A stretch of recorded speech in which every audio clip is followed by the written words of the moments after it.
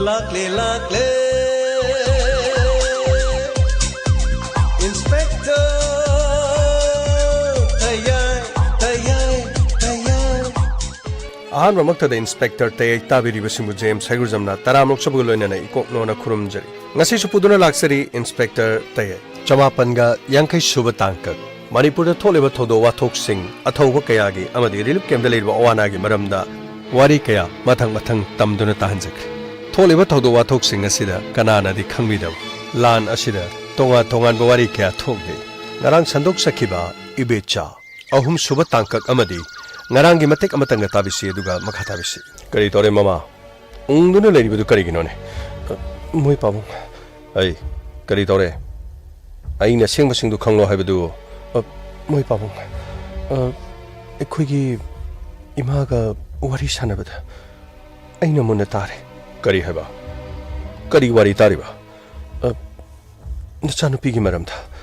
Ay Kari Aron Bakari Lega Engon the Senai My Kugaba, my Chokada Bakari Lege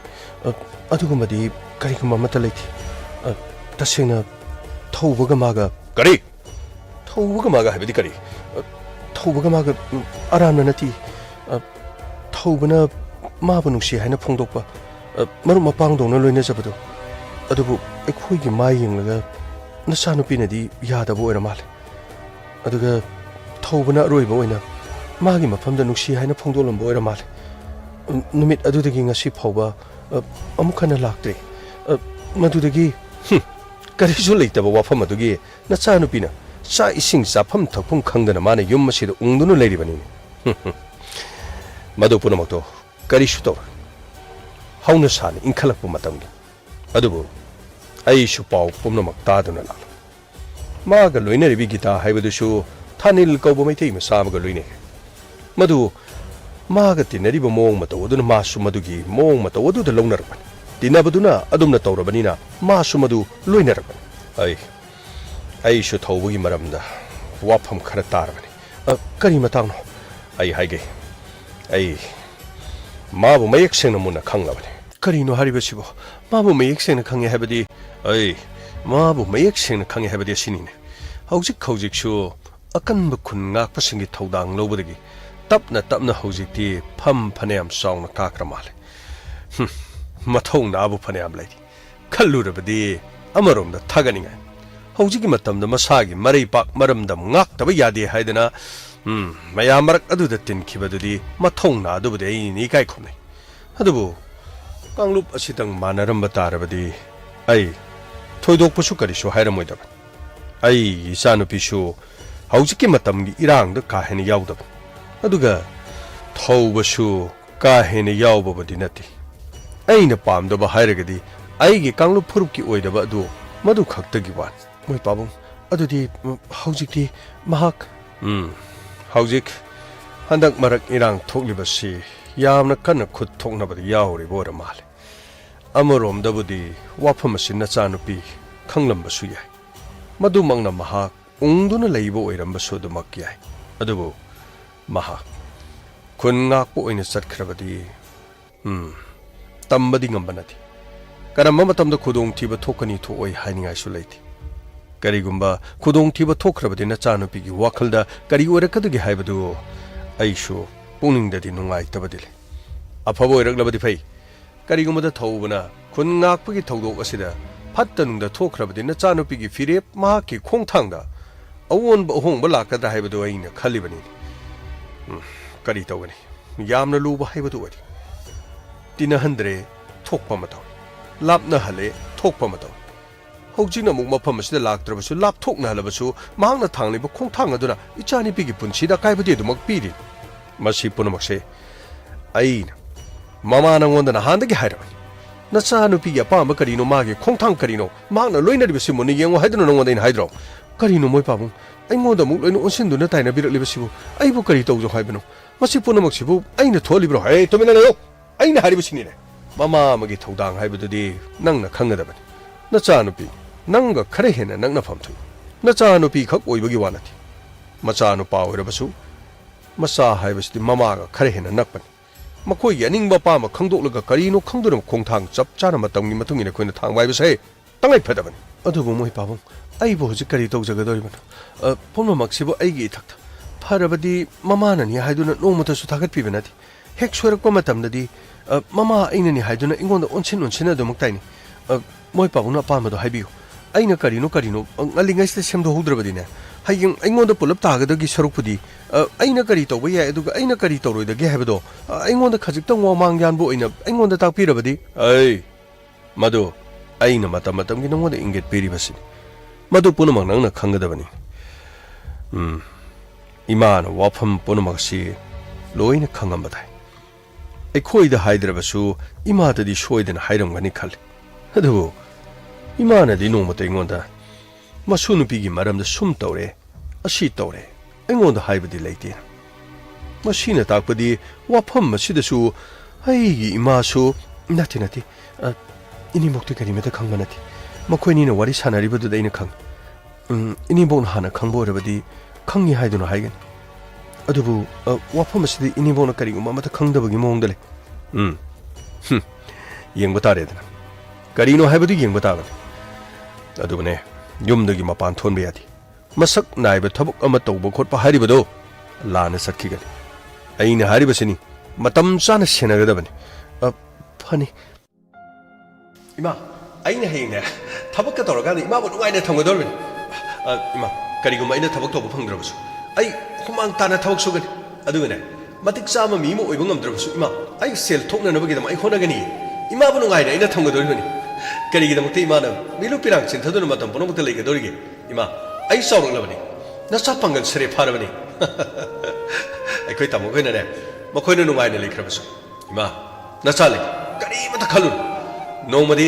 ꯑꯩꯈꯣꯏꯒꯤ ꯇꯥꯃꯣꯆꯧꯒꯅꯦ ꯆꯞ ꯃꯥꯟꯅꯕ ꯑꯃ ꯅꯠꯇ꯭ꯔꯒ ꯑꯩꯈꯣꯏ ꯇꯥꯃꯣꯆꯧꯗꯒꯤ ꯑꯩꯈꯣꯏ ꯏꯇꯩꯃꯗꯒꯤ ꯑꯩꯈꯣꯏꯅ ꯍꯦꯟꯅ ꯅꯨꯡꯉꯥꯏꯅ ꯂꯩꯒꯗꯧꯔꯤꯕꯅꯤ ꯏꯃꯥ ꯑꯩꯅ ꯍꯥꯏꯔꯤꯕꯁꯤ ꯊꯥꯖꯗꯕ꯭ꯔꯣ ꯏꯃꯥ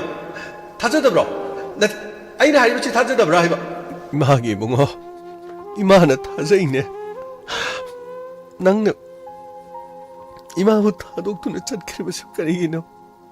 이마후 마따우 까람나 라이와 하이바겐. 이마하나 낭무 타자이. 낭나 떠오르마 타박 뽀나막. 이마하나 로이나 강해.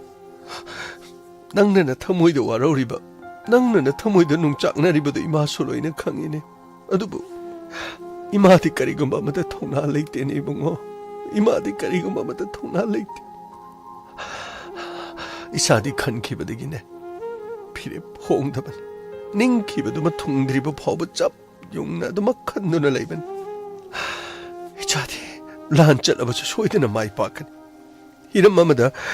이자나 또버 타박 로이나 마이 빠칸. 나마이나 로이나 강해. 토바. 나 빠붕나 나밍세. 뽐나 먹다게 타우바 오이게니 하이두나. 타우바 타우감바 엔트나 거울람바니. ngasi디 ichane yom thadoktuna mamale bakidamak chatkhibada imana karisu chignabadi leite ichano pa ani ni adubane thoba imana ne nangbudi yum masida leitabadi hang haksangdagi thamoi machet ama ken khibagumna tawine ibungo laglo kaidobage nangbo yum masida nang lanpham maduda amuk chatlabasu amuk lakpa kaidobage nakhuraibo tomana nanggi khungul lidana koi thiraba phawbada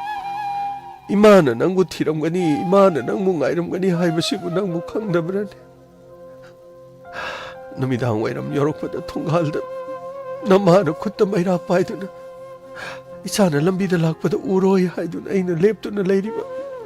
nangna karigi khangdabagena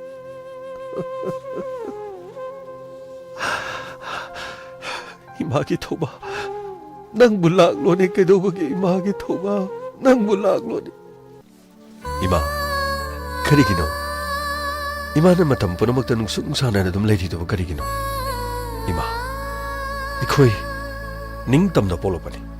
이코이 닝땀나 레게다바니 이마 미기 미카본나 이코이 야디 볼록바다 타이봉 미 하베세 마기 마자티 마기 푸르키데막 아이코이 마닝tam바 야우르크라바니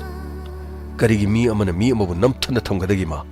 미 오이나 볶라바디 아이코이 닝tam바 하이베세 마사나 타바니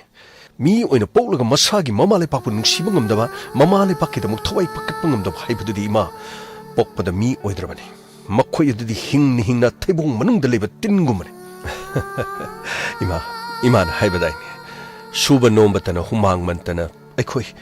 อิชากิอิรัลพังกดับันกันอาดคิช่วยคุยนีดุนสารุยดับันเฮดินอิมาไอ้เงาชิสุขาวดรีอิมาไอ้กิตกปั๊มทกปนีไอ้นี่อิมากิมาเต็งปังปะอิมานะมาซาสิงกิดามคนนะบะอิมากิตกปั๊มทกปนไอ้คุยชูมาซามวยนะอิมากิมาเต็งปังบะตกปั๊มทกปนอิมาเงาสิดีไอ้กิยมเดอิมานะวาระบะสุอิมาไอ้กิปนพัมลำดำอิมานะมามิตรกินปีรังสินทดุนวาริบะสิเกงวันอิมาไอ้กิปนพัมลำดำอิมานะวาดุนเลยระกมาจ่ายคุยนะนกตุนเคดุนเลยบะยามมาตำละนี่มาอิมาเลยบางนี่เห็นรู้ดับระนี่อิมาไอ้วันอิมาเลยบางนี่เห็นรู้ดับระนี่อิมาจุ่มยามนะจุ่มไอ้กิจานะให้เป็นยามจุ่มมาตำปนมักติจานะอิงวนจะช่วยร้อนโอยกะริโอยให้รำมาดูไอ้น่ะขังเอาดับกินนี่บุงอ่ะอิมานะนั่งในงอนกะริก็มาอิงเกตคราปีระให้ไปเสียไอ้น่ะขังน้ำอะดูบนเนี่ยอิมานะน้องวันที่ใหญ่พมังกรปีตรีอิสากิโกมันน้ำตรีอิสากิขุดมันน้ำตรีแล้วอิมานะเนี่ยอิสากิขุดตะจิกเกล้าโกกตะมันน้ำเกล้ายังนับลำบากป้าบดไม่ถอยไม่เห็นนะบ้ายังนับไม่ที่มาปีระกันเนี่ยน้ำมาเลยบางคนนั่งงักนั่นนะบ้ากินนะบ้าลานอสิดิเนี่ยมีกี่มารำเดชแล้วก็มีกี่มาเรียบักมุนนั่นนะบ้ากิมีกี่ลำมุนนั่นนะบ้ามีกี่นุปีอ่างมุนนั่นนะบ้าตัวบันนัดที่ให้บ้าขังยี่ในมานะเหล่านี้มากี่นักแต่เหล่านี้บุ้งอ๋อน้ำมาเลยบางกินนะบ้านั่งกินอาซาติกินนะบ้านั่งกินน้ำดำกินนะบ้านั่งนอนนะบ้านี่บุ้งอ๋ออิมานะน้องวันจะมาให้ปักปักกินเนี่ยอิมานะบอลปีกันเหล่าอิมากินนักแต่เหล่าอิมานะเนี่ยท่านุ่งเดชนกโกละกิจากิไหลบักตะจุปีระกันไอ้นั่นเนี่ยลันพัมมาสิได้อิสานไม่ปักนั่นนะบักตะบักตะไม่ปักปะดูปีเกบอลปีเกลาโอยพุงอ๋อกะริกินน้องเนี่ยอิมาตะกิลาบนั่นเลยดิบุกกะริกินน้องฮะกะริกินน้องนั่งนั่นลาบนั่นเลยดิบุทว่ากะริกินน้องไอ้ไหลนี่เบมาเมมจ้าตาดาเล่นขัดปีโรสิเดพัมบิวยาเรเบมายาเรไอ้พัมบลักมันนั่นเองกะลีโนเนี่ยตัวริชิบอมาตั้มมาสิโนมันนี่เด็กโนมันนี่เด็กสมหายรำบัดนะทับุมเด็กกุมจากขยะพารักเลกนั่นเองนั่นซานุป้าสิสุทับอิงขังตัวเดนะมามิตรมาซานี่โอรามาเลนเชลขรดีปีระกขรดีอะดูมักสาวน์วาลฮอรีผมน่ะมักสิงห์สิบูกยามคุยนงไอ้ควายบโนไอ้ไล่ขีดระบันังกินน่ะปูรุยบดูกยามน่ะลูน่ะทีน่ะรำไอ้มากิมาเยี่ยงแต่งก็สีพาวบดีไอ้คนนักกันบสวยปากท่าเดินนัสานุปาตัวมาดูสูคนงักประสัดครีให้มาเลยริงไอ้มาทำดี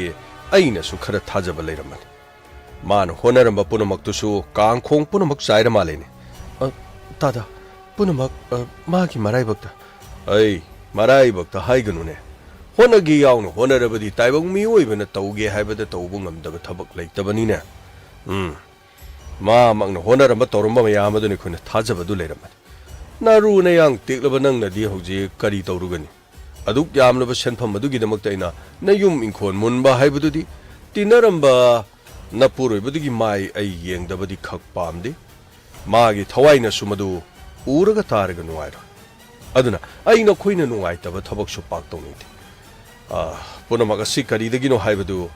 เลยดีบันซานุป้าสินะดิน้องมันจะสู้ว่าพัมมาเสียอินหูดอกก็มันอาจจะสู้ฮับทีให้รู้ดึกะมากิลอยนบีสินะสู้มาป้ามาโอ้ยบักตัวพัมทุกปะทับกตัวกี่บันนี้มาป้านะมาซาเสียมาดูสังคีบเสียนบุมาซาเดทงนับระให้ดูนะพัดอิงวันตัวอุ่นขลักตัวให้ดีบันนี้จอมีมาคุยเนี่ยเล่ากี่บันนัดนั่งเนี่ยเล่ากี่บันนี้นะนั่งวันเดทเอาบันนัดนะไอ้คุยดีกรีสูบไปเลยนัดซานุปาดนะสันขระลอยรามีโอขระลอยรามีปนมักสิงห์ดูหกจิตตีมัมตัวไว้นะลอยนะมาทั้งดมตูนะสิกลักพอดีคนงักป่วยนะสักเครียดนะมากิมาว่ามาเป่าสุกริมตตาดีนั่นทีกระมตกเสียให้บุญเบี้ยมา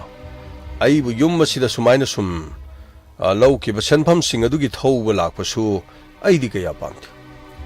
ลานะสินมีปุ่นมาวานารีให้บัปุ่มนะมาขังอะดู ꯂꯥꯟ ꯑꯁꯤꯒꯤ ꯃꯃꯥꯡꯗ ꯂꯩꯅꯈꯤꯕ ꯁꯦꯟꯐꯝꯁꯤꯡ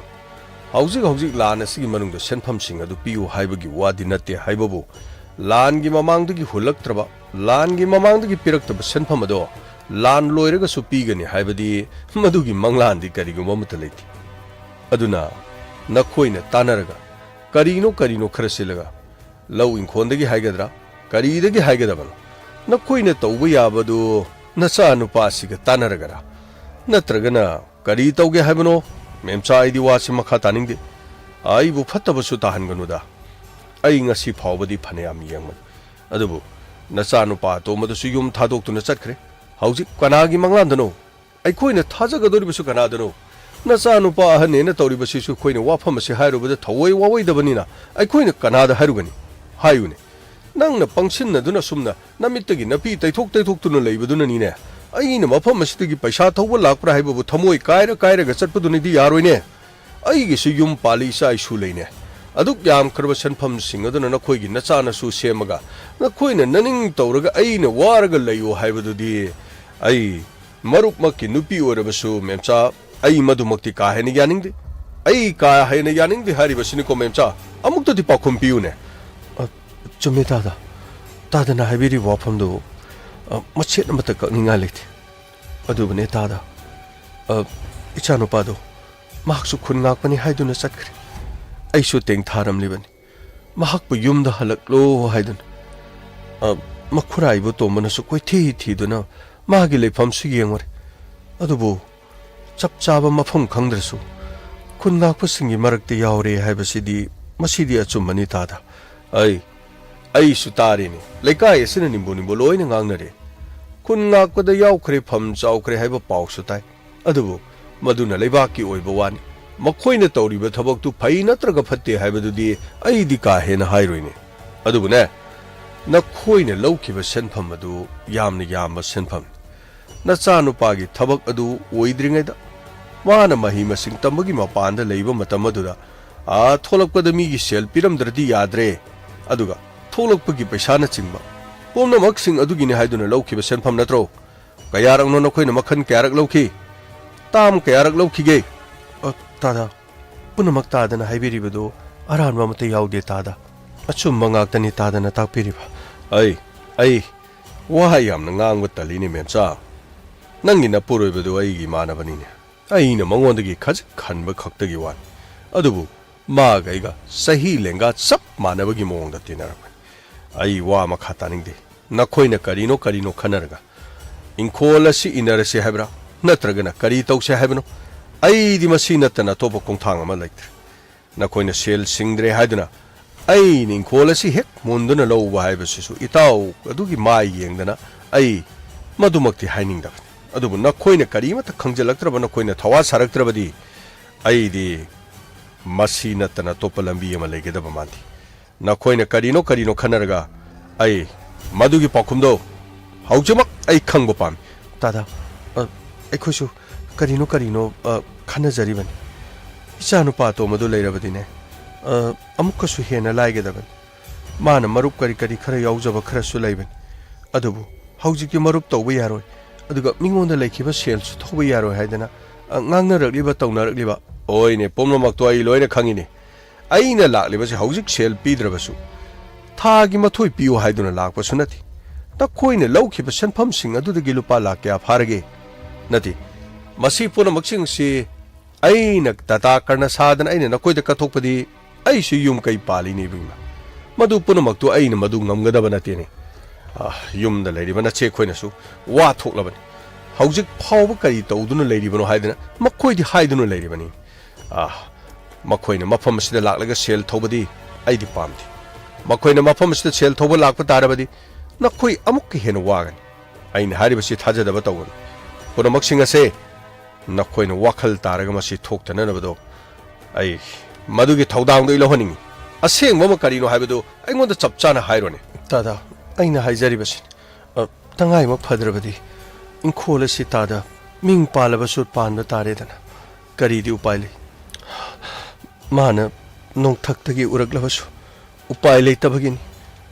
ꯇꯧꯐꯝ ꯈꯪꯗꯗꯅ ꯇꯧꯔꯤꯕꯅꯤ ꯍꯥꯏꯗꯨꯅ ꯑꯗꯨꯝ ꯈꯟꯖꯅꯤ ꯇꯥꯗ ꯑꯩꯈꯣꯏ ꯁꯣꯏꯗꯅꯃꯛꯀꯤ ꯃꯐꯝ ꯑꯁꯤ ꯏꯟꯅꯔꯕꯁꯨ ꯏꯟꯅꯅꯕ ꯑꯗꯨꯕꯨ ꯇꯥꯗ ꯏꯆꯥꯅꯨꯄꯥꯗꯨ ꯍꯜꯂꯛꯇꯕꯅꯤꯅ ꯍꯧꯖꯤꯛꯃꯛꯇꯤ ꯑꯩꯈꯣꯏ ꯋꯥꯈꯜ ꯇꯥꯗ꯭ꯔꯦ ꯁꯣꯏꯗꯅꯃꯛꯀꯤ ꯃꯊꯪ ꯂꯥꯛꯄꯗꯗꯤ ꯇꯥꯗ ꯏꯪꯈꯣꯜ ꯑꯁꯦ ꯇꯥꯗꯒꯤ ꯃꯤꯡꯗ ꯏꯔꯕꯁꯨ ꯏꯟꯅꯔꯁꯤ ꯃꯗꯨ ꯐꯥꯎꯕꯗꯪꯗꯤ ꯇꯥꯗꯅ ꯉꯥꯏꯕꯤꯔꯣ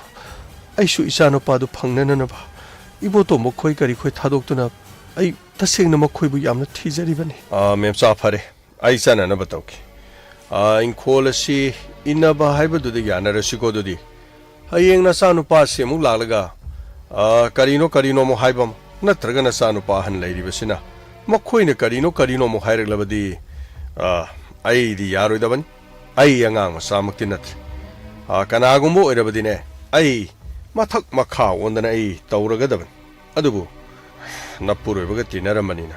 ꯑꯩ ꯃꯗꯨꯒꯤ ꯃꯥꯏꯗꯨꯗꯤ ꯌꯦꯡꯂꯕꯅꯤ ꯃꯦꯝꯆꯥ ꯍꯧꯖꯤꯛꯀꯤꯗꯤ ꯑꯩ ꯆꯠꯅꯅꯕ ꯇꯧꯈꯤ ꯑꯗꯨꯒ ꯌꯥꯝꯅ ꯌꯥꯡꯅ ꯅꯈꯣꯏꯅ ꯀꯔꯤꯅꯣ ꯍꯥꯏꯕꯗꯨ ꯐꯅꯅꯕꯒꯤ ꯈꯟꯅꯔꯝ ꯑꯩꯅ ꯃꯊꯪ ꯂꯥꯛꯄꯗ ꯅꯈꯣꯏꯒꯤ ꯃꯥꯏꯀꯩꯗꯒꯤ ꯀꯔꯤꯒꯨꯝꯕ ꯃꯔꯣꯜ ꯑꯃ ꯍꯥꯏꯔꯛꯇ꯭ꯔꯕꯗꯤ ꯑꯩꯗꯤ ꯑꯗꯨꯃꯛ ꯂꯥꯛꯁꯤꯜꯂꯒ ꯑꯩꯅ ꯂꯥꯛꯄ ꯃꯇꯝꯗꯗꯤ ꯑꯩꯕꯨ ꯋꯥꯔꯧꯔꯒꯅꯤ ꯑꯩꯁꯨ ꯃꯁꯤ ꯅꯠꯇ꯭ꯔꯕꯗꯤ ꯌꯨꯝꯗ ꯑꯩꯈꯣꯏꯁꯨ ꯅꯨꯄꯤ ꯑꯉꯥꯡ ꯂꯩꯔꯤꯕꯅꯤꯅꯅꯦ ꯃꯈꯣꯏꯅ ꯉꯥꯡꯕꯗ ꯑꯩ ꯏꯁꯥꯁꯤ ꯇꯨꯝꯁꯤꯟꯕ ꯑꯃ ꯌꯥꯎꯔꯕꯅꯤ ꯐꯔꯦ ꯑꯩ ꯆꯠꯂꯨꯈꯤꯒꯦ ꯑꯩꯁꯨ ꯃꯁꯤ ꯅꯠꯇ꯭ꯔꯗꯤ ꯑꯇꯣꯞꯄ ꯂꯝꯕꯤ ꯂꯩꯇꯦ ꯃꯦꯝꯆꯥ ꯑꯩꯕꯨ ꯂꯥꯟꯅ ꯈꯟꯒꯅꯨ ꯅꯆꯥ ꯅꯨꯄꯥꯗꯨꯅ ꯀꯣꯛ ꯍꯜꯂꯛꯇꯅ ꯃꯥꯅ ꯍꯥꯟꯅ ꯇꯧꯔꯝꯕ ꯊꯕꯛꯁꯤꯡ ꯑꯗꯨ ꯇꯧꯕ ꯑꯣꯏꯌꯨꯗꯅ ꯑꯩꯈꯣꯏꯁꯨ ꯃꯇꯦꯡ ꯄꯥꯡꯕ ꯌꯥꯕꯅꯤ ꯑꯗꯨꯕꯨ ꯌꯨꯝꯗ ꯆꯦꯡꯚꯨ ꯃꯤꯔꯥꯡ ꯊꯨꯔꯒ ꯌꯨꯝꯗ ꯇꯧꯐꯝ ꯈꯪꯗꯅ ꯃꯤꯒꯤ ꯁꯦꯟ ꯄꯨꯁꯟꯕ ꯄꯨꯝꯅꯃꯛꯇꯨ ꯁꯤꯡꯗꯅ ꯈꯨꯟ ꯉꯥꯛꯂꯤꯕꯅꯤꯗꯣ ꯍꯥꯏꯗꯨꯅ ꯆꯠꯇꯨꯅ ꯂꯩꯕ ꯍꯥꯏꯕꯁꯤꯁꯨ ꯃꯁꯤꯁꯨ ꯑꯉꯛꯄ ꯑꯃꯗꯤ ꯑꯣꯏꯒꯗꯧꯔꯤꯕꯅꯤ ꯑꯗꯨꯕꯨ ꯐꯔꯦ ꯅꯆꯥ ꯅꯨꯄꯥ ꯑꯍꯟꯁꯤꯅꯁꯨ ꯊꯣꯏꯗꯣꯛꯄ ꯀꯔꯤꯁꯨ ꯇꯥꯕ ꯂꯩꯇꯦ ꯃꯈꯣꯏꯅ ꯇꯥꯔꯕꯗꯤ ꯃꯇꯦꯡ ꯈꯔ ꯄꯥꯡꯂꯕꯗꯤ ꯐꯒꯗꯕ ꯅꯆꯥ ꯅꯨꯄꯥ ꯍꯦꯛ ꯄꯣꯛꯆꯔꯤꯕꯁꯤ ꯐꯥꯎꯕꯅ ꯅꯈꯣꯏꯒꯤ ꯃꯥꯏ ꯌꯦꯡꯗꯅ ꯑꯩꯅ ꯅꯈꯣꯏꯒ ꯀꯔꯤ ꯃꯔꯤ ꯊꯣꯛꯅꯕꯒꯤ ꯅꯄꯨꯔꯣꯏꯕꯒ ꯇꯤꯟꯅꯔꯝꯕꯗꯨ ꯈꯛ ꯅꯠꯇꯅ ꯑꯩꯅ ꯑꯗꯨꯃꯛ ꯃꯥꯏ ꯌꯦꯡꯗꯨꯅ ꯂꯩꯌꯨ ꯍꯥꯏꯔꯕꯗꯤ ꯇꯥꯗ ꯋꯥꯔꯧꯕꯤꯔꯅꯨ ꯃꯊꯪ ꯂꯥꯛꯄꯗꯗꯤ ꯑꯩ ꯁꯣꯏꯗꯅꯃꯛꯀꯤ ꯏꯪꯈꯣꯜ ꯑꯁꯤ ꯏꯟꯅꯔꯕꯁꯨ ꯐꯔꯦ ꯑꯗꯨꯒ ꯃꯦꯝꯆꯥ ꯋꯥꯐꯝ ꯑꯁꯤꯗꯤ ꯅꯆꯥ ꯅꯨꯄꯥ ꯑꯍꯟꯁꯨ ꯇꯥꯟꯅꯕ ꯐꯩ ꯃꯈꯣꯏꯅ ꯌꯦꯠꯅꯤꯡꯕ ꯂꯩꯔꯕꯁꯨ ꯌꯦꯠꯍꯧꯕ ꯐꯩ ꯃꯗꯨ ꯅꯠꯇꯕ ꯇꯥꯔꯕꯗꯤ ꯍꯌꯦꯡ ꯊꯕꯛꯇ ꯑꯣꯏꯅ ꯑꯣꯟꯊꯣꯔꯛꯄ ꯃꯇꯝꯗ ꯑꯩꯉꯣꯟꯗ ꯋꯥꯔꯧꯒꯅꯨꯀꯣ ꯇꯥꯗ ꯑꯩ ꯐꯅꯅꯕ ꯂꯣꯏꯅ ꯁꯤꯟꯖꯒꯅꯤ ꯇꯥꯗꯅ ꯇꯧꯕꯤꯈꯤꯕ ꯄꯨꯝꯅꯃꯛ ꯑꯩꯈꯣꯏ ꯑꯃꯠꯇ ꯀꯥꯎꯖꯗꯦ ꯇꯥꯗ ꯆꯨꯝꯃꯤ ꯃꯃꯥ ꯃꯄꯥꯒꯤꯅꯦ ꯊꯧꯗꯥꯡ ꯍꯥꯏꯕꯁꯦ ꯌꯥꯝꯅ ꯆꯥꯎꯏ ꯃꯆꯥꯁꯤꯡꯒꯤꯗꯃꯛꯇ ꯃꯃꯥ ꯃꯄꯥꯅ ꯃꯤꯉꯣꯟꯗꯒꯤ ꯁꯦꯜ ꯄꯨꯈꯤꯕ ꯑꯩꯈꯣꯏꯒꯤ ꯇꯧꯐꯝ ꯊꯣꯛꯄꯅꯤ ꯇꯥꯗ ꯑꯩꯈꯣꯏ ꯊꯣꯏꯗꯣꯛꯄ ꯀꯔꯤꯁꯨ ꯃꯗꯨꯒꯤ ꯃꯇꯥꯡꯗꯨꯗ ꯋꯥꯔꯧꯕ ꯂꯩꯇꯦ ꯈꯪꯗꯦ ꯀꯔꯤꯅꯣ ꯅꯈꯣꯏ ꯇꯥꯟꯅꯔꯣ ꯑꯩ ꯃꯊꯪ ꯂꯥꯛꯄꯗꯗꯤ ꯑꯩꯕꯨ ꯆꯣꯞꯅꯅꯕ ꯁꯤꯟꯕꯤꯔꯅꯨ ꯑꯩꯁꯨ ꯍꯧꯖꯤꯛꯇꯤ ꯁꯤꯗꯒꯤ ꯍꯟꯈꯤꯕ ꯃꯇꯝꯗ ꯌꯨꯝꯒꯤ ꯅꯨꯄꯤꯗ ꯑꯩꯅ ꯇꯝꯒꯗꯧꯔꯤꯕꯅꯤ ꯃꯗꯨ ꯅꯠꯇ꯭ꯔꯕꯗꯤꯅꯦ ꯑꯩꯅ ꯍꯥꯏꯔꯤꯕꯁꯦ ꯃꯤꯃꯥꯡ ꯇꯨꯃꯥꯡ ꯅꯥꯏꯗꯅ ꯃꯐꯝ ꯑꯁꯤꯗ ꯂꯥꯛꯇꯅ ꯇꯧꯕꯗꯨꯁꯨ ꯑꯩꯗꯤ ꯊꯣꯏꯅ ꯄꯥꯝꯗꯦ ꯑꯗꯨꯒ ꯑꯩ ꯆꯠꯅꯅꯕ ꯇꯧꯈꯤ ꯑꯩ ꯃꯈꯥ ꯁꯥꯡꯅ ꯉꯥꯡꯅꯤꯡꯗꯦ ꯃꯦꯝꯆꯥ ꯐꯅꯤ ꯇꯥꯗ ꯑꯩ ꯀꯔꯤꯅꯣ ꯑꯩ ꯁꯣꯏꯗꯅ ꯍꯣꯠꯅꯖꯔꯒꯦ ꯅꯪꯒꯤ ꯅꯄꯨꯔꯣꯏꯕꯒ ꯇꯤꯟꯅꯔꯝꯕꯅꯤꯅ ꯅꯇꯧ ꯌꯦꯡꯕꯁꯨ ꯉꯝꯗꯦ ꯑꯩ ꯀꯔꯤ ꯍꯥꯏꯔꯨꯅꯤ ꯑꯩ ꯆꯠꯂꯦ ꯃꯊꯪ ꯂꯥꯛꯄꯗꯗꯤ ꯄꯨꯝꯅꯃꯛꯇꯣ ꯂꯣꯏꯁꯤꯟꯅꯅꯕ ꯇꯧꯁꯤ ꯃꯆꯥ ꯅꯨꯄꯥꯅꯦꯅ ꯇꯧꯕꯗꯨꯅ ꯈꯔ ꯊꯕꯛ ꯁꯨꯔꯝꯕꯗꯨꯅ ꯈꯨꯟ ꯉꯥꯛꯄꯅꯦꯅ ꯆꯠꯈ꯭ꯔꯦ ꯍꯥꯏ ꯑꯉꯛꯄꯅꯤ ꯃꯆꯥ ꯅꯨꯄꯥ ꯑꯍꯟꯅꯦꯅ ꯇꯧꯔꯤꯕ ꯁꯛꯇꯥ ꯑꯁꯤꯒ ꯀꯧ ꯉꯥꯡꯗꯅ ꯀꯩꯁꯨ ꯇꯧꯗꯦꯅꯦ ꯀꯌꯥꯗꯅꯣ ꯏꯃꯥ ꯀꯔꯤꯅꯣꯃꯇ ꯍꯥꯏꯖꯒꯦꯕ ꯂꯥꯛꯑꯣ ꯁꯤꯗ ꯆꯪꯉꯣ ꯀꯩꯗꯧꯔꯦ ꯔꯥꯅꯤ ꯀꯔꯤ ꯂꯩꯔꯦ ꯏꯃꯥ ꯍꯧꯖꯤꯛ ꯂꯥꯛꯑꯝꯕꯗꯨꯕꯨ ꯃꯥꯅꯤ ꯇꯥꯗꯃꯪꯒꯤꯅꯦ ꯅꯈꯣꯏꯒꯤ ꯅꯀꯨ ꯍꯣꯏꯒ ꯇꯤꯟꯅꯔꯝꯕꯅꯤ sida yum sida marak sumai sum laga mimang tu mang naidana sel thawbagi mawng ama tawribasibu ima khoina wafam asibu kok loisinadadana asuk sanglaba matamsida nati ima hoina pamlibasibu karino ima aikhoisu khangjadreda mimang tu mang naidana sumaina tawbasidi nasanu pagisu office ta thabak ama tawjaribanina magi su mingchat khara thigadaba leiba aduna ima masidi yumda su sangalakta faida yaragadi makhoi hek lakpaga nakan namada thogara kairo lekai khangoi doba mada aduga naima masi punumaksi ma khoina su loisin bibadi faraban matamsi yamna kuire ain hek lakpadagi ne ahalase adum ayu angan badagi mana masidi sel thoba laklibas ꯑꯌꯨꯛ ꯑꯉꯟꯕ ꯍꯥꯏꯕꯁꯦ ꯃꯤꯄꯨꯝ ꯈꯨꯗꯤꯡꯃꯛꯀꯤꯅꯦ ꯊꯕꯛ ꯈꯨꯗꯤꯡꯃꯛꯀꯤ ꯈꯣꯡ ꯊꯥꯡꯗꯣꯛꯄꯒꯤ ꯅꯨꯡꯉꯥꯏ ꯌꯥꯏꯐꯕ ꯑꯣꯏꯖꯒꯦ ꯍꯥꯏꯗꯅ ꯀꯔꯤꯅꯣ ꯂꯣꯏꯅꯃꯛ ꯃꯥꯒꯤ ꯏꯁꯣꯔ ꯅꯤꯡꯅꯔꯤꯕ ꯉꯥꯛꯇꯅꯤ ꯍꯥꯏꯖꯔꯤꯕ ꯏꯃꯥ ꯃꯐꯝ ꯑꯁꯤꯗ ꯑꯌꯨꯛ ꯑꯉꯟꯕꯗꯒꯤ ꯂꯥꯛꯂꯒ ꯎꯔꯥꯎ ꯊꯔꯥꯎꯗꯅ ꯃꯥ ꯃꯉꯥꯏꯔꯕꯅꯤ ꯍꯥꯏꯗꯅꯅꯦ ꯑꯩꯈꯣꯏꯗꯅꯦ ꯌꯥꯊꯪ ꯇꯧꯊꯔꯕꯗꯨꯗꯤ ꯑꯩꯈꯣꯏꯗꯤ ꯏꯀꯨꯒ ꯇꯤꯟꯅꯔꯝꯕ ꯑꯣꯏꯔꯕꯁꯨ ꯅꯨꯡꯁꯤꯕꯗꯨ ꯐꯥꯎꯗꯕ ꯍꯥꯏꯕ ꯇꯥꯔꯦꯅꯦ ꯔꯥꯅꯤ ꯑꯗꯨꯝꯅ ꯍꯥꯏꯕ ꯌꯥꯗꯦ ꯆꯠꯈ꯭ꯔꯤꯕ ꯃꯤ ꯑꯁꯤꯅ ꯇꯧꯕꯤꯕ ꯌꯥꯝꯅꯅꯦ ꯄꯨꯝꯅꯃꯛꯁꯤꯡ ꯑꯁꯦ ꯑꯩꯈꯣꯏꯅ ꯂꯥꯟꯕꯅꯤꯅꯦ ꯏꯕꯦꯝꯃ ꯑꯩꯈꯣꯏꯅ ꯁꯤꯡꯍꯧꯗꯕ ꯄꯤꯍꯧꯗꯕ ꯑꯩꯈꯣꯏꯅ ꯁꯣꯛꯆꯤꯜꯂꯨꯕꯗꯒꯤ ꯇꯧꯔꯤꯕꯅꯤꯅꯦ ꯍꯦꯔꯥ ꯏꯃꯥ ꯑꯩꯈꯣꯏꯁꯨ ꯑꯗꯨ ꯀꯨꯏꯔꯕ ꯁꯦꯟꯐꯝꯗꯨꯕꯨ ꯀꯔꯤ ꯇꯧꯔꯦꯅ ꯇꯧꯔꯤꯅꯣ ꯅꯠꯇꯦ ꯂꯨꯍꯣꯡꯉꯁꯨ ꯂꯨꯍꯣꯡꯕꯒꯤ ꯄꯣꯠꯌꯦꯡꯗꯨꯗꯤ ꯑꯩꯈꯣꯏꯅ ꯄꯥꯏꯕꯁꯨ ꯅꯠꯇꯦꯗꯅ ꯏꯃꯥ ꯍꯣꯏꯅꯁꯨ ꯂꯣꯏꯅ ꯑꯗꯨꯃꯛ ꯄꯥꯏꯔꯤꯕꯅꯤ ꯀꯩꯁꯨ ꯌꯥꯝꯕ ꯁꯦꯟꯐꯝꯁꯨ ꯑꯣꯏꯔꯝꯃꯣꯏ ꯂꯨꯍꯣꯡꯕ ꯃꯇꯨꯡꯗꯗꯤ ꯏꯃꯥ ꯑꯩꯈꯣꯏꯅ ꯀꯣꯛ ꯄꯤꯊꯣꯛꯈ꯭ꯔꯒ ꯂꯣꯏꯔꯦ ꯏꯃꯥ ꯍꯧꯖꯤꯛꯇꯤ ꯅꯆꯥꯅꯨꯄꯥꯅ ꯇꯧꯔꯤꯕꯅꯦꯅ ꯇꯧꯔꯤꯕꯁꯤꯁꯨ ꯊꯕꯛ ꯑꯁꯤꯃ ꯑꯣꯏꯅꯕ ꯍꯣꯠꯅꯕꯗꯅꯦ ꯑꯣꯟꯊꯣꯛꯅ ꯄꯩꯁꯥ ꯆꯪꯈ꯭ꯔꯕ ꯄꯩꯁꯥ ꯆꯪꯈꯤꯕ ꯌꯥꯕ ꯆꯪꯈ꯭ꯔꯕ ꯃꯇꯨꯡ ꯑꯁꯤꯗꯗꯤꯅꯦ ꯍꯧꯖꯤꯛꯇꯤ ꯏꯃꯥ ꯑꯩꯈꯣꯏꯒꯤ ꯑꯋꯥꯠ ꯑꯄꯥ ꯃꯦꯟꯈꯠꯅꯅꯕ ꯍꯣꯠꯅꯕꯁꯨ ꯉꯝꯗꯕ ꯏꯃꯥ ꯋꯥꯔꯧꯕꯤꯕꯗꯤ ꯌꯥꯗꯦ ꯏꯃꯥ ꯍꯣꯏꯅꯗꯤ ꯑꯩꯈꯣꯏꯅ ꯈꯪꯖꯤꯟ ꯎꯁꯤꯟꯅꯗꯕ ꯃꯥꯜꯂꯝꯒꯅꯤ ꯑꯗꯨꯕꯨ ꯏꯃꯥ ꯏꯔꯣꯏꯕ ꯍꯩꯕꯒ ꯍꯩꯇꯕꯒ ꯄꯨꯟꯅ ꯏꯔꯨꯞꯃꯤꯟꯅꯕꯗ ꯏꯔꯥꯛꯅꯗꯨꯅ ꯁꯤ ꯍꯥꯏꯕꯗꯣ ꯃꯗꯨ ꯇꯥꯒꯗꯧꯔꯤꯕꯅꯤ ꯏꯃꯥ ꯑꯩꯈꯣꯏꯅ ꯍꯣꯠꯅꯔꯤꯕꯁꯦ ꯑꯩꯈꯣꯏꯒꯤꯁꯨ ꯈꯔ ꯁꯥꯐꯔꯕ ꯃꯇꯝꯗ ꯏꯃꯥ ꯑꯩꯈꯣꯏꯒꯤꯁꯨ ꯀꯔꯤꯅꯣ ꯌꯦꯡꯉꯛꯅꯕ ꯑꯩꯈꯣꯏꯁꯨ ꯑꯗꯨꯝ ꯇꯧꯖꯒꯗꯧꯔꯤꯕꯅꯤ ꯑꯗꯨꯕꯨ ꯏꯃꯥ ꯍꯧꯖꯤꯛꯃꯛꯇꯤ ꯑꯩꯈꯣꯏꯅ ꯀꯔꯤꯃꯠꯇ ꯌꯦꯡꯕ ꯉꯝꯗꯦ ꯁꯨꯃꯥꯏꯅ ꯇꯧꯗꯅ ꯏꯃꯥ ꯌꯨꯝ ꯑꯁꯤꯗ ꯁꯦꯜ ꯊꯧꯕ ꯂꯥꯍꯟꯕꯗꯤ ꯀꯌꯥ ꯍꯦꯟꯅ ꯄꯥꯝꯖꯗꯕ ꯌꯥꯔꯒꯗꯤ ꯏꯃꯥ ꯑꯩꯈꯣꯏꯅ ꯃꯁꯤ ꯑꯃꯨꯛꯇ ꯂꯣꯏꯁꯤꯟꯅꯅꯕ ꯏꯅꯦꯝꯒꯤ ꯏꯕꯦꯝꯃ ꯔꯥꯅꯤ ꯄꯨꯝꯅꯃꯛ ꯅꯃꯥ ꯂꯣꯏꯅ ꯈꯪꯏ ꯂꯧꯈꯤꯕ ꯁꯦꯟꯐꯝꯁꯤꯡ ꯑꯗꯣ ꯆꯥꯕ ꯊꯛꯄꯒꯤ ꯏꯃꯨꯡ ꯑꯁꯤꯒꯤ ꯂꯩꯇ ꯂꯥꯏꯔꯒꯤꯅꯦ ꯑꯩꯈꯣꯏꯅ ꯄꯨꯝꯅꯃꯛ ꯁꯤꯖꯤꯟꯅꯈꯤꯕ ꯅꯠꯇꯦ ꯄꯨꯝꯅꯃꯛꯁꯤꯡ ꯑꯁꯤ ꯏꯆꯥꯅꯨꯄꯥ ꯕꯤꯅꯣꯗꯀꯤꯅꯦ ꯃꯥꯒꯤ ꯃꯍꯩ ꯃꯁꯤꯡꯒꯤ ꯂꯣꯏꯔꯝꯗꯥꯏ ꯃꯇꯝ ꯌꯧꯔꯛꯄꯗ ꯏꯁ ꯀꯌꯥꯗꯅꯣ ꯏꯃꯥꯁꯨ ꯉꯝꯅ ꯍꯣꯠꯅꯕ ꯌꯥꯕ ꯍꯣꯠꯅꯕꯅꯤ ꯅꯅꯥꯎ ꯅꯨꯄꯥꯗꯨꯒꯅꯦ ꯁꯟ ꯈꯔ ꯂꯣꯏ ꯑꯣꯛ ꯈꯔ ꯂꯣꯏ ꯃꯗꯨꯗꯒꯤ ꯍꯣꯠꯅꯕ ꯌꯥꯕ ꯍꯣꯠꯅꯔꯒꯅꯦ ꯑꯉꯛꯄ ꯐꯪꯅꯅꯤ ꯍꯣꯠꯅꯈꯤꯕ ꯃꯌꯥꯝ ꯑꯁꯤ ꯑꯗꯨꯕꯨ ꯄꯨꯝꯅꯃꯛꯁꯤꯡ ꯑꯗꯨ ꯂꯣꯏꯅ ꯍꯧꯈ꯭ꯔꯦ ꯇꯧꯕꯒꯤꯗꯤꯅꯦ ꯏꯃꯥꯅ ꯂꯣꯏꯅ ꯄꯨꯊꯣꯛꯐꯝ ꯊꯣꯛꯄꯅꯤ ꯌꯦꯡꯉꯣꯏ ꯃꯁꯤ ꯄꯨꯝꯅꯃꯛ ꯏꯆꯥꯅꯨꯄꯥ ꯑꯍꯟ ꯕꯤꯅꯣꯗꯅꯁꯨ ꯂꯣꯏꯅ ꯈꯪꯉꯤꯕꯅꯤ ꯃꯅꯥꯎ ꯅꯨꯄꯥꯗꯨꯁꯨ ꯍꯣꯠꯅꯕ ꯌꯥꯕ ꯍꯣꯠꯅꯔꯒ ꯃꯔꯨ ꯃꯌꯥꯡ ꯇꯦꯛꯄ ꯃꯈꯩ ꯍꯣꯠꯅꯕꯗ ꯗꯣꯝ ꯇꯣꯔꯛꯇꯅ ꯁꯟꯒꯤ ꯂꯥꯏꯅꯥ ꯂꯥꯛꯄꯗ ꯑꯃꯨꯛ ꯁꯟꯒꯤ ꯂꯥꯏꯆꯠꯇ ꯀꯌꯥꯅꯣ ꯁꯟ ꯁꯤꯈꯤꯕꯗꯣ ꯑꯣꯛꯀꯤ ꯂꯥꯏꯆꯠ ꯑꯃꯨꯛ ꯂꯥꯛꯇꯅ ꯑꯣꯛ ꯀꯌꯥꯃꯨꯛ ꯁꯤꯖꯜꯂꯦ ꯃꯁꯤꯗꯗꯤ ꯃꯍꯥꯛꯁꯨ ꯂꯩꯐꯝ ꯆꯥꯐꯝ ꯈꯪꯗ꯭ꯔꯦ ꯑꯃꯔꯣꯝꯗꯅ ꯂꯩꯄꯥꯛꯀꯤ ꯑꯣꯏꯕ ꯈꯨꯟ ꯉꯥꯛꯄꯒꯤ ꯊꯕꯛ ꯊꯧꯗꯥꯡꯁꯤꯡꯅ ꯅꯛꯁꯤꯜꯂꯛꯄ ꯃꯁꯤꯗꯒꯤꯗꯤ ꯃꯍꯥꯛ ꯏꯃꯨꯡꯗ ꯇꯧꯔꯝꯂꯤꯕ ꯊꯕꯛ ꯑꯗꯨ ꯂꯣꯏꯅ ꯍꯨꯟꯗꯣꯛꯂꯝꯂꯒ ꯑꯩꯉꯣꯟꯗ ꯐꯥꯎꯕ ꯇꯥꯛꯂꯝꯗꯦꯗꯅ ꯃꯍꯥꯛꯅ ꯆꯠꯈ꯭ꯔꯤꯕ ꯇꯧꯈ꯭ꯔꯤꯕꯁꯦ ꯑꯁ ꯍꯦꯔꯥ ꯏꯃꯥ ꯃꯗꯨꯕꯨ ꯋꯥꯅꯦꯗꯅ ꯍꯥꯏꯔꯨꯔꯒꯅꯦ ꯏꯃꯥ ꯈꯣꯏꯅ ꯂꯩꯇ ꯂꯥꯏꯔꯒꯤ ꯑꯇꯩꯒꯤ ꯊꯕꯛ ꯏꯪꯈꯥꯡ ꯁꯤꯖꯤꯟꯅꯕꯒꯤ ꯃꯤꯉꯣꯟꯗꯒꯤ ꯂꯧꯔꯨꯕ ꯁꯦꯟꯗꯣ ꯏꯃꯥ ꯈꯣꯏꯅꯅꯦ ꯅꯆꯥꯅꯨꯄꯥ ꯑꯁꯤꯒꯤ ꯃꯍꯩ ꯃꯁꯤꯡ ꯇꯝꯕꯗ ꯁꯤꯖꯤꯟꯅꯈꯤꯕꯅꯤ ꯍꯦꯛ ꯍꯥꯏꯕ ꯋꯥꯐꯝ ꯑꯁꯦ ꯃꯤ ꯈꯨꯗꯤꯡꯒꯤ ꯂꯩꯀꯥꯏ ꯈꯨꯗꯤꯡꯒꯤ ꯏꯃꯥ ꯈꯣꯏꯅ ꯋꯥꯔꯤ ꯁꯥꯕꯗ ꯏꯃꯥ ꯑꯩꯈꯣꯏꯗꯤ ꯃꯄꯥꯟ ꯊꯣꯛꯄ ꯉꯝꯗ꯭ꯔꯤ ꯂꯩꯀꯥꯏꯒꯤ ꯃꯤꯁꯤꯡ ꯑꯁꯤꯅ ꯑꯩꯈꯣꯏꯕꯨ ꯀꯔꯤꯃꯠꯇ ꯅꯨꯡꯁꯤꯗ꯭ꯔꯕꯅꯤ ꯏꯃꯥ ꯍꯥꯏꯕꯤꯌꯨꯅꯦ ꯏꯃꯥ ꯍꯥꯏꯔꯤꯕ ꯁꯦꯟꯐꯝꯁꯤꯡ ꯑꯗꯨꯕు ꯅꯆꯥꯅꯨꯄꯥꯗ ꯂꯣꯏꯅ ꯆꯪꯈꯤꯕ꯭ꯔꯥ ꯅꯠꯇ꯭ꯔꯒ ꯅꯆꯥꯅꯨꯄꯥꯒꯤ ꯃꯤꯡꯗ ꯄꯩꯁꯥꯁꯤꯡ ꯑꯗꯨꯕꯨ ꯂꯧꯔꯒ ꯏꯃꯥ ꯈꯣꯏꯅ ꯏꯃꯨꯡ ꯃꯅꯨꯡꯒꯤ ꯂꯩꯇ ꯂꯥꯏꯔꯒꯤ ꯁꯤꯖꯤꯟꯅꯕ ꯅꯠꯇꯦ ꯔꯥꯅꯤ ꯄꯨꯝꯅꯃꯛ ꯏꯆꯥꯅꯨꯄꯥ ꯑꯍꯟ ꯕꯤꯅꯣꯗ ꯂꯣꯏꯅ ꯈꯪꯕꯅꯤꯅꯦ ꯏꯕꯦꯝꯃ ꯃꯥꯅ ꯃꯍꯩ ꯇꯝꯕ ꯆꯠꯈꯤꯕꯗꯨꯗꯒꯤ ꯂꯣꯏꯔꯝꯗꯥꯏꯗ ꯑꯩꯈꯣꯏꯅ ꯊꯥꯔꯝꯕ ꯄꯩꯁꯥꯒꯤ ꯆꯥꯡꯗꯒꯤ ꯈꯪꯍꯥꯏ ꯍꯥꯏꯖꯤꯜꯂꯛꯈꯤꯕ ꯃꯗꯨ ꯈꯛꯇ ꯅꯠꯇꯦ ꯌꯥꯝꯂꯕ ꯁꯦꯟꯐꯝ ꯈꯔ ꯂꯧꯔꯨꯕꯗꯣ ꯃꯗꯨ ꯑꯃꯨꯛ ꯁꯤꯡꯕ ꯉꯝꯗ꯭ꯔꯤꯉꯩꯗ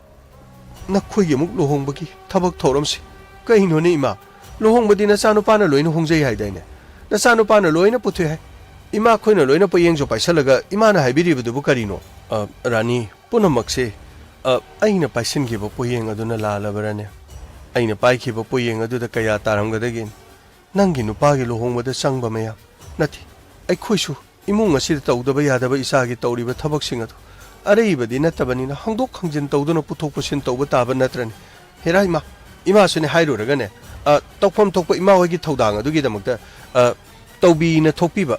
ꯏꯃꯥ ꯄꯨꯝꯅꯃꯛꯁꯦ ꯅꯆꯥꯅꯨꯄꯥꯅ ꯃꯤꯒꯤ ꯁꯦꯟ ꯇꯣꯟꯅꯅꯕ ꯏꯃꯥ ꯑꯩꯈꯣꯏ ꯊꯥꯗꯣꯛꯑꯒ ꯃꯤꯉꯣꯟꯗꯒꯤ ꯁꯦꯟ ꯄꯣꯍꯟꯕ ꯇꯥꯔꯦꯅꯦ ꯃꯗꯨꯔꯕ ꯏꯃꯥꯒꯤ ꯏꯕꯦꯝꯃ ꯃꯗꯨꯒꯤ ꯋꯥꯗꯤ ꯑꯩꯅ ꯍꯥꯏꯈꯤꯕ ꯂꯩꯇꯦ ꯅꯪꯅ ꯀꯔꯤꯒꯤꯅꯣꯅꯦ ꯄꯨꯡꯁꯥꯎꯗ ꯁꯥꯎꯔꯤꯕꯗꯨꯕꯣ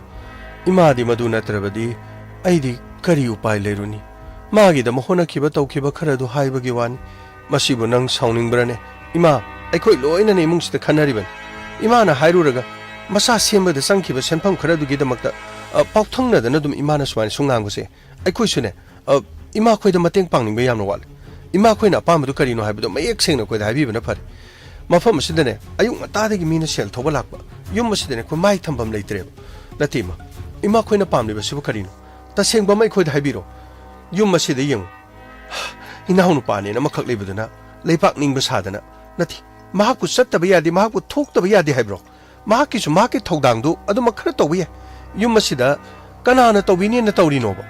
mana masida da o khara san khara loisan dana senya ma mana pusalaga tokselame haujina ma hangna lani khun ngak ta ba yadi na sathokre yum masida na sen thobana ayu angan ba digi laga kiri ina dra hiang ta na ba yengbu do mangai khre imung asida to ri si ima khusul ina khangi ba na tra ba Rani wafa masi toklasi nangi khonjena du kanbana lekai gi mi singne mangal thanga na dana loini yengna batare oh imana nga sai makai masida wangang na ramada mina laga sen thobu du di kari sunatra ba ai ga wa kitang ngang na basina lekai mayam ngak thana dani yenga doraba ima ai sune mafa masida ne lakning dana haining dana haira banati wafa masi khangu so hangu so haidana nasanu pa na tharak ban nasanu pa so ada leiri basini khabar pa ayu angan madabu somaina sen thoba khara la nati ai khoi bu mina kari du usit ke dawrige nasanu pan office amada thabak tawri ne tawri sibu nasanu pa bu kanana karamba thak ta thambi ki dawrige sidi imana hena khangba yaba wani na imana khangdradi karino hangba taban rani punamak imana phanaba singa dawri ne chumi punamak singa se macha semba haibse mama mapa gi thodang adubune ai su ngamna badum honaban Nanaw aduga leiring edadi karino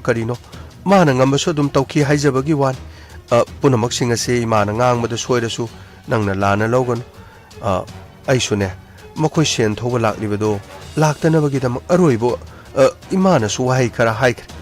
imana kadai diki se lorga singa doriba nati aduga amba senpham singa dubu ai koi phawbana singba ngamoi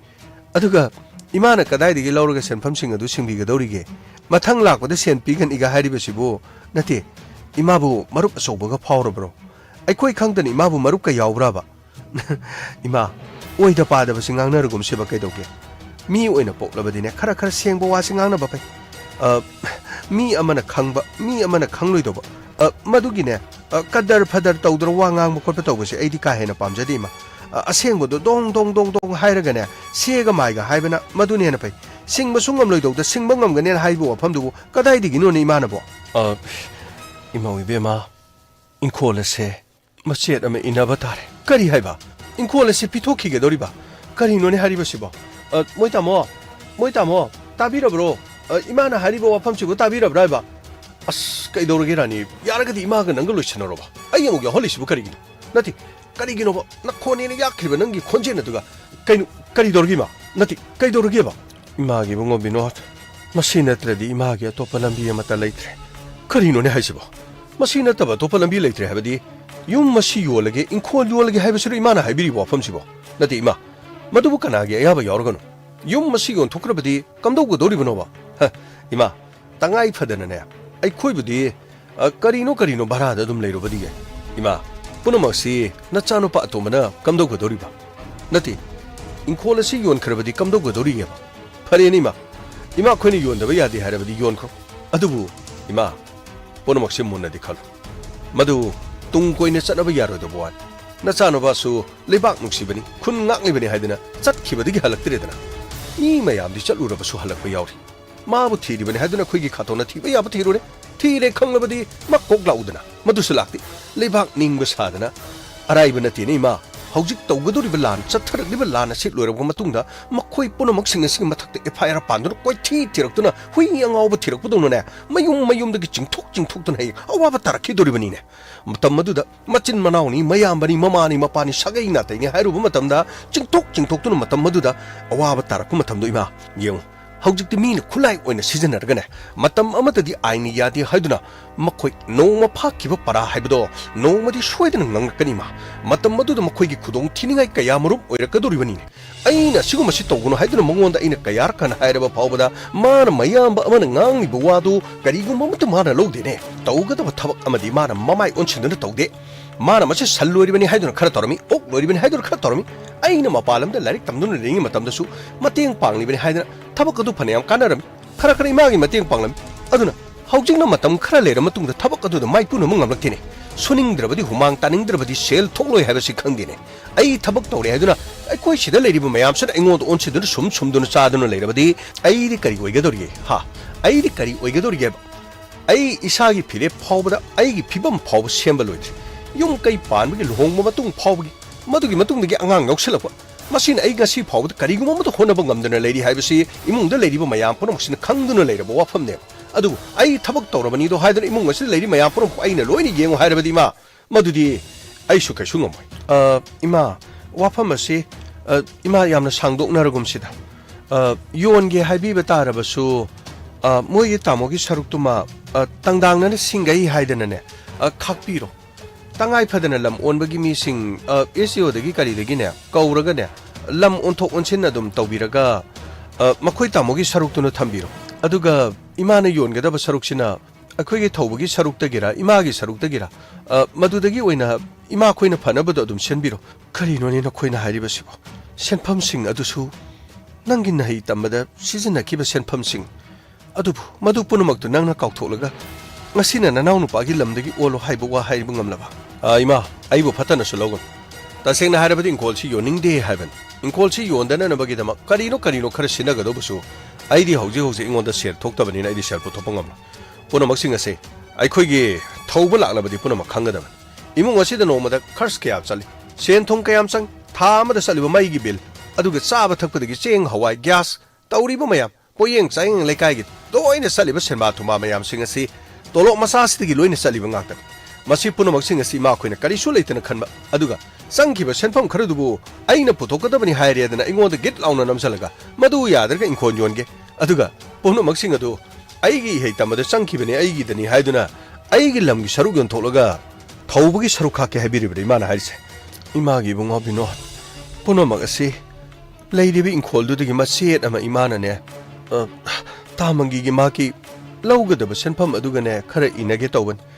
मसेत अमा मफम खंगना मागी इनखरगा लेमहौरिब सरुक्तदगी नचिन नाव येनबदी करी काइगेने असि यारोइदि इमागिदि वानतेदा अदुबु करिनि माना ngangiबो वादुबो नति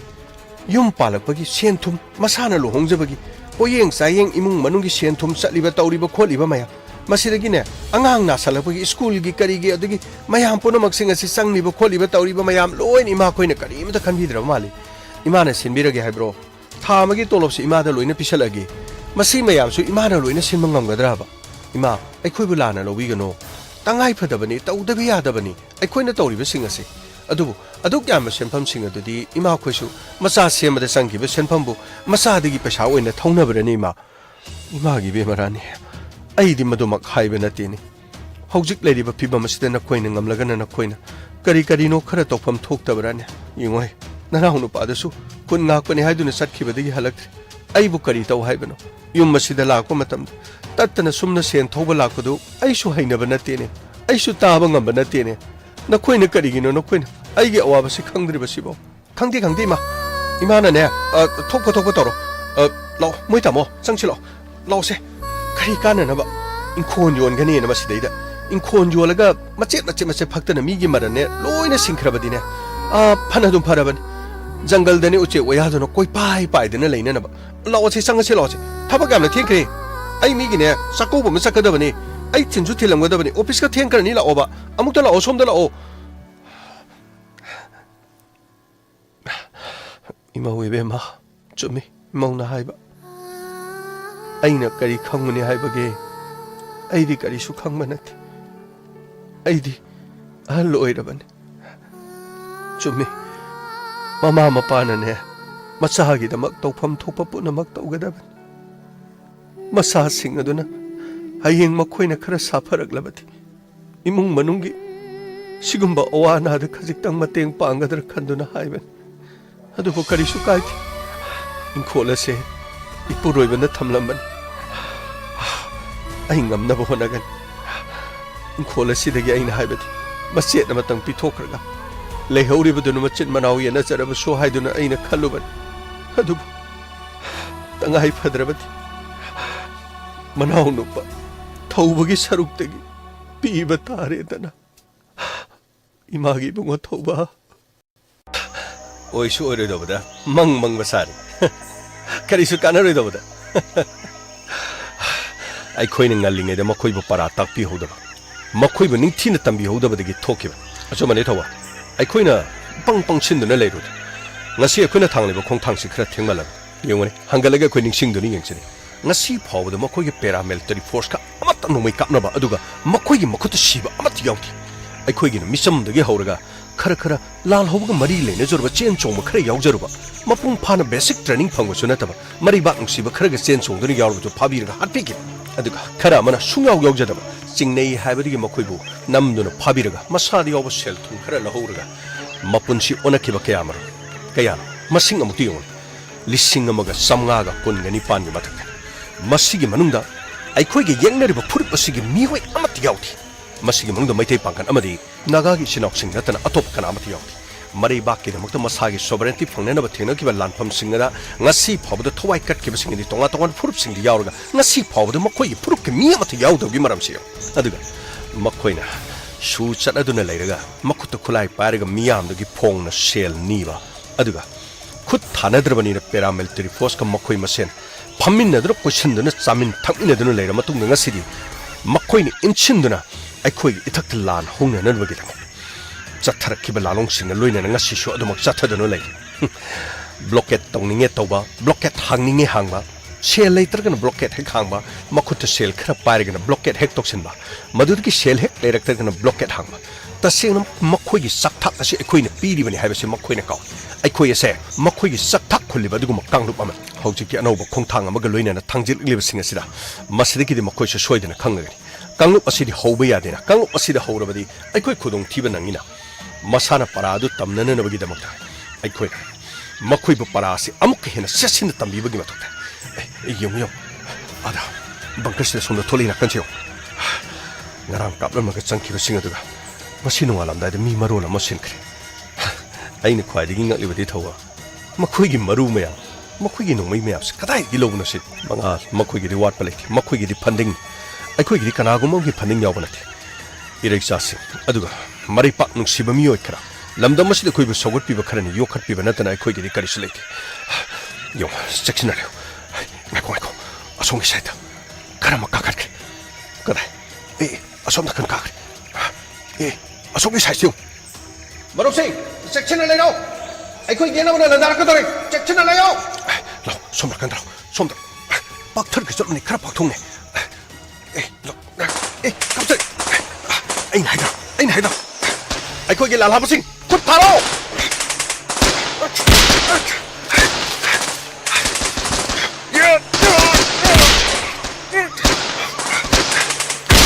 ꯈꯪꯕꯅꯤ ꯉꯁꯤꯗꯤ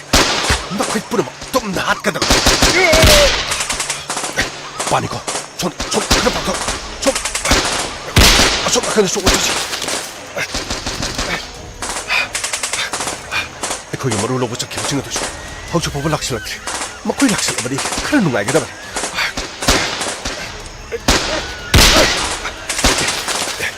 ꯊꯧꯕ ꯑꯩꯈꯣꯏꯒꯤ ꯑꯅꯧꯕ ꯃꯔꯨꯞ ꯑꯁꯤ ꯂꯥꯛꯑꯦ ꯀꯗꯥꯏ ꯃꯔꯨꯞꯁꯤꯡ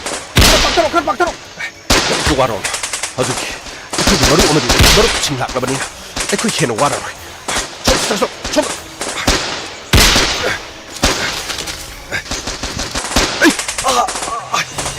ꯊꯧꯕ ꯅꯪ ꯃꯉꯣꯏꯅ ꯄꯥꯜ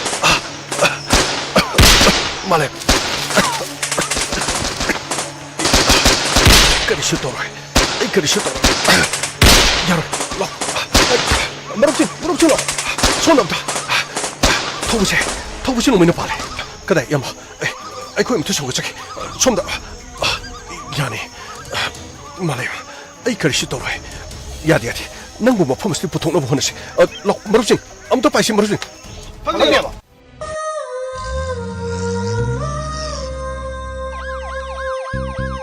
Lakle Inspector Tayay Lakle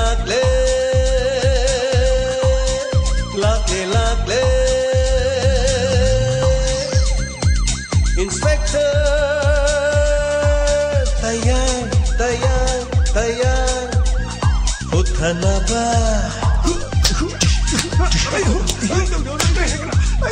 Kanbinaba Thank you sir Welcome Uthanaba Kanbinaba Inspector Tayay Lakle Inspector Hanana Tagachering Asigi Inspector Tayay Tabiriba Chamapan Ga Yankai Shuva Tankak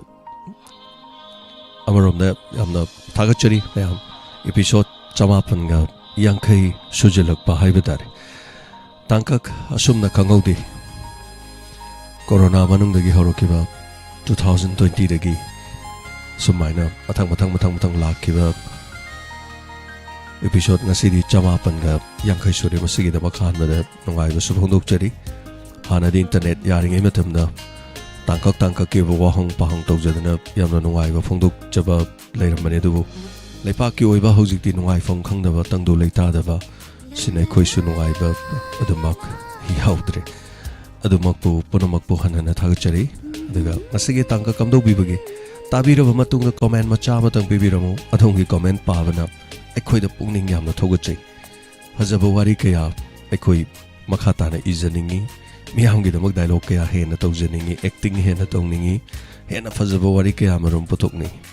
Miham the comment Bibidraba Karigomata Hibidrabadi Kari Hironi Fazananing Tis and a Tonga Taga Fazana Zaraga Howie Netraga Hauti Hiding Domina Puk Hogalaga Chatkiba to get Chatmane Aduna Miham no see within a comment among Bibiram Basisha the Monoise Habita Ting Lavasu Ting now comment section the song within a comment among Tang Bibiramu Tinanga Suska Sukaidi Fazananga Suka Sukaiti over the D comment among Bibiram Lagadi Adukimatic Noise the comment maybe coming on the comment over here. Anyway, internet Yadavan Hibatare. I don't know.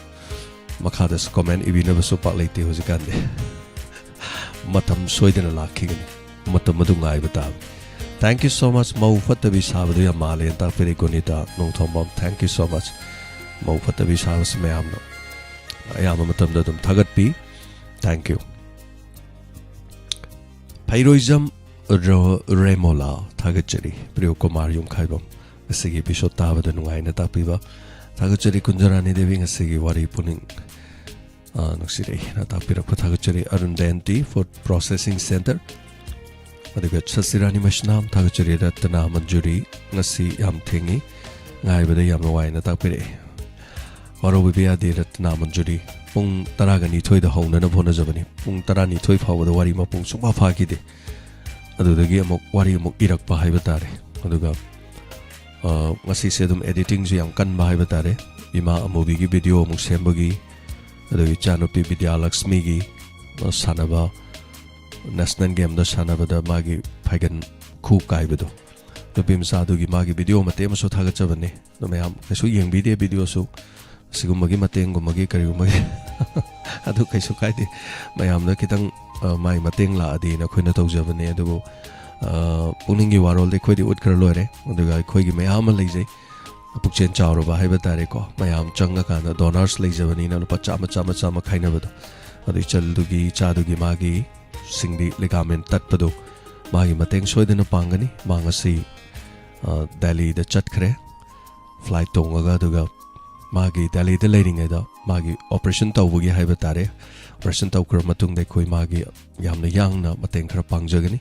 Adugi video Matang Tagachavani am Tentak Tobama,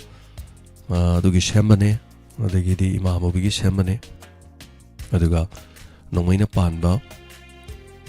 Tangjam Abungogi Magi, Nomina Panba, Nopamasa metric Tagadaba Magi video Masembane, Loini Yawing a Sisi, and the Nungai Tabagi Nungai Tabangakani Habitat, Kari Hagadava. Matam Sodum Karatenkre, Warawipiade, Mayamponoma. Soidenaba do Monazarakeduga, Soidenamagi no Alagor Sodumaktabio. Thank you, Vasigam to Sungapigani Mayamna. So thank you so much. Tampakle Mabuzam. Thank you, Yaubiri Mayam, Ponamakateng, but the Tabiri Mayam. Nongalaga Mok, Toromasiba Muktavi was sing Hanana Tagachari. Comment Yamna Pazadre, comments Yamna Idi, Sina Supare, Yamna Susangdaba. Say so Kongzadre. isai gi khong bagi matamna matam ama soidana laklasuno internet yar matamna isai khong bagi matam ama soidana lakhigani matam adu damok honajarake thank you punamak puras maite thagachari punamak nasigi damak tadi matang asida streaming live streaming lotion bagi aba logjage du ISCOM no makhata na Diamond TV gi program English movie sing mathang adumak leijari nongalaba phawa pung mapan gi mangoina na pung mapan ta aba matam da mok ISCOM da du GTPL cable network ta hariba inspector ta yas amok khana atheng mata tahau du singi ayuk ta amuk thamjari soidena mak tabiu thagachari asigi da mukta di mathang asit me amdagi lapthok chagi mang dana nungai na tumbiu comment piba kawi gano kharonjari